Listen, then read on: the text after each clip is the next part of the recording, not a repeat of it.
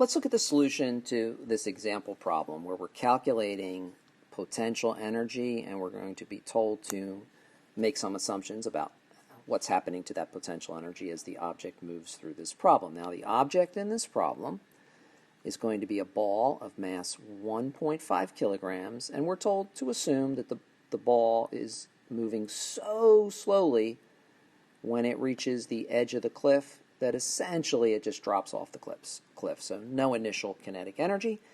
And then we're asked to use our mgy equation here to calculate the joule values at A, B, and C. So hopefully at this point, calculating those values is easy. So we have those joule values. Now let's see how we're going to use them. Well, the change in the potential energy as it goes from A to B is negative 588 joules. So we've lost 588 joules in going from A to B.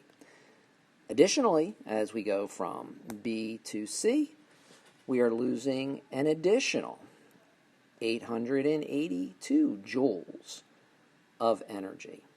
So if we are assuming, as we're told here, that all of the potential energy lost in going from A to B was converted into kinetic energy, calculate the speed of the ball, we have a very easy task. And this is why potential energy is so helpful. It gives us easy calculations. We can say that all of that potential energy lost was gained positive by kinetic energy. So we got 588 joules of kinetic energy. Set it equal to 1/2 mv squared. Solve for v gives us the speed of the ball. Isn't that neat? It's a nice, easy calculation. Well, what if we wanted to go from A to C, as it says here? So if we want to go from A to C, that's the top of the cliff to the bottom, we would take the change in potential energy, so final 1470 minus initial 2940.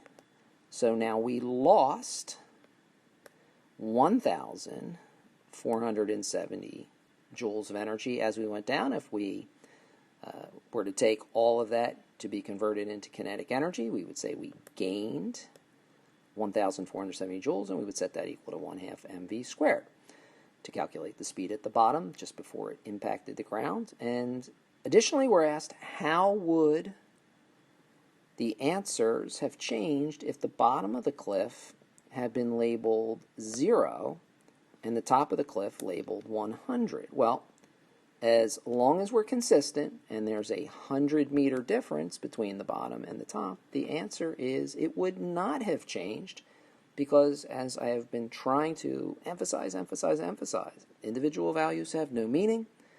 Change in values, change in the delta y, definitely has meaning, so nothing would have changed.